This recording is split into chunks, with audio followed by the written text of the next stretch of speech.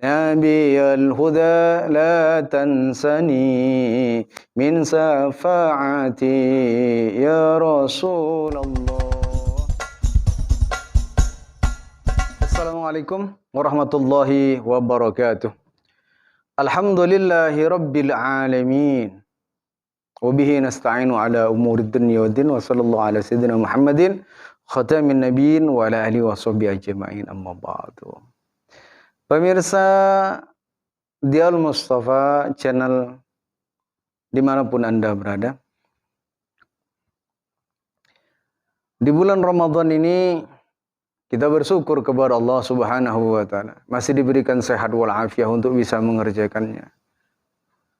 Dan juga salawat dan salam semoga Allah tetapkan kepada Sayyidina Muhammad sallallahu alaihi wasallam. Bulan Ramadan adalah bulan munajat yang mana semua doa akan diijabah oleh Allah Subhanahu wa Ta'ala. Rasulullah sallallahu alaihi wasallam mewanti-wanti kita agar memperbanyak berdoa di bulan ini. Apa kata baginda Rasulullah? Waqala Rasulullah sallallahu alaihi wasallam, tarkud du'a ma'siyatun, meninggalkan berdoa, meninggalkan meminta, meninggalkan bermunajat, meninggalkan pengharapan kepada Allah Subhanahu wa Ta'ala, ma'siyatun, itu satu kemaksiatan, itu suatu kedurhakaan kepada Allah Subhanahu wa Ta'ala. Lu kok bisa meninggalkan doa itu masuk kategori durhaka kepada Allah Subhanahu wa Ta'ala? Aili adami intisalil awamirih, karena kita meninggalkan perintahnya Allah Subhanahu wa Ta'ala. Apa perintah Allah? Ud'uni astajib lakum, mintalah aku akan memberi, kata Allah Subhanahu wa Ta'ala. Iyyaka na'budu wa iyyaka nasta'in. Menyembah dulu baru minta pertolongan kepada Allah Subhanahu wa Ta'ala. Nah, disinilah bahwasannya yang namanya doa adalah suatu keharusan, kewajiban bagi orang yang beriman kepada Allah Subhanahu wa Ta'ala. Karena orang yang tidak mau berdoa, maka ada yaktina ada orang yang sombong. Orang yang tidak mau berdoa, meninggalkan doa, maka yaktinya dia adalah orang yang seakan-akan tidak butuh kepada Allah Subhanahu wa Ta'ala. Padahal di tiap gerak-gerik kita dalam sehari semalam semuanya kita serba butuh kepada Allah Subhanahu wa Ta'ala. Apa yang tidak dari Allah? Napas dari Allah, bergerak dari Allah, berkedip dari Allah, mendengar dari Allah, mencium dari Allah, melihat dari Allah. Semua dari Allah. Lalu kita seakan-akan hidup dengan kekuatan sendiri, lalu kita tidak meminta kepada Allah Subhanahu wa Ta'ala. Maka dari itu, mari sama-sama belajar untuk senantiasa meminta ketergantungan kepada Allah Subhanahu wa Ta'ala. Rasulullah sallallahu alaihi wasallam bersabda lagi, wa qala sallallahu alaihi wasallam, ad-du'a'u silahul mu'minin.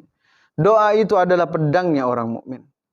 Ini saya ingat sebuah kisah bagaimana yang namanya sahabat Sa'ad bin Abi Waqqas ketika hendak menaklukkan musuh, yang mana beliau pernah memimpin bala tentara untuk menaklukkan daripada musuh Islam. Sedangkan antara mereka kaum muslimin, pasukan kaum muslim dengan kaum kufar itu terhalangi oleh sebuah selat semacam lautan kecil, atau kalau dalam sebagian mungkin sebagaimana sungai yang besar. Dari hari ke hari saling tunggu menunggu apa yang hendak dilakukan. Untuk menyeberang tidak ada kapal. Apabila menyeberang sebagaimana tanpa pertolongan kapal atau kendaraan, maka yaktinya akan dihujani dengan hujan panas. Ketika makanan sudah menipis, perbekalan sudah menipis, kaum muslimin mengatakan, lalu ini bagaimana? Mau tidak mau kita harus menyerang. Maka bertanya, bagaimana ya Sa'ad bin Abi Waqqas? Lalu kata Sa'ad bin Abi Waqqas, kalau begitu kita akan meminta pertolongan kepada Allah Subhanahu wa Ta'ala. Maka beliau berkata, mari ikuti apa kata-kataku, ikuti apa yang akan aku ucapkan, fa insyaallah Allah akan memberikan pertolongan kepada kita. Maka Sa'ad bin Abi Waqqas pada saat itu membaca nasta'inu billah wa natawakkalu ilaihi wa hasbunallahu wa ni'mal wakil. Nasta'inu billah, kami minta pertolongan kepada Allah. Wa natawakkul ilaihi, dan kami berserah diri kepada Allah Subhanahu wa Ta'ala. Wa hasbunallah wa ni'mal wakil, dan kami mencukupkan Allah tempat menyerahkan diri, tempat bermohon, tempat bermunajat, tempat minta pertolongan kepada Allah Subhanahu wa taala. La haula wala quwata illa billahil aliyil azim. Tidak ada kekuatan dan tiada daya dan upaya kecuali atas pertolongan Allah Subhanahu wa taala. Bagaimana yang terjadi? Mukjizat yang diberikan oleh Allah Subhanahu wa taala. Tentara kaum muslimin dapat menyeberangi lautan itu tanpa harus tercebur ke dalamnya, bahkan hanya membasahi sebatas mata kaki. Ini luar biasa sekali. Apa itu? Dengan sebab berdoa kepada Allah Subhanahu wa taala. Dan Rasulullah sallallahu alaihi wasallam mengatakan bahwasannya doa itu pun wa imaduddin. Doa itu adalah tiangnya agama. Selain itu pula bahwasannya yang namanya doa aibihi yudhafi'ul bala. Dengan doa itu kita bisa menolak bala.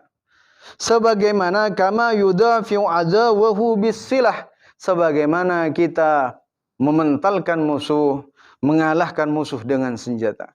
Maka jadikanlah doa itu adalah tiangnya agama. Kenapa? Karena salat itu adalah dari awal sampai akhir adalah doa. Salat itu adalah rangkuman daripada doa-doa baik. Maka paling banyak orang berdoa maka di bulan Ramadan ini. Terus di dalam salat, kita dalam salat sehari semalam salat tarawih 23 rakaat. Kita minta kepada Allah Subhanahu wa taala, assalamu alaina wa ala ibadillahi sholihin. Keselamatan bagi kami dan orang-orang soleh. Maka itu pemirsa, kaum muslimin, muslimat dimanapun Anda berada, mari galakkan berdoa, perbanyak minta kepada Allah Subhanahu wa ta'ala. Nabiyal huda la tansani min safa'ati ya Rasulullah. Wahai Nabi yang memberi petunjuk, jangan lupa kau syafaati kami. Ya Rasulullah, wahai utusan Allah. Mungkin itu yang bisa Al-Fakir sampaikan. Kurang lebih yang mohon maaf akhiran. Wassalamualaikum warahmatullahi wabarakatuh.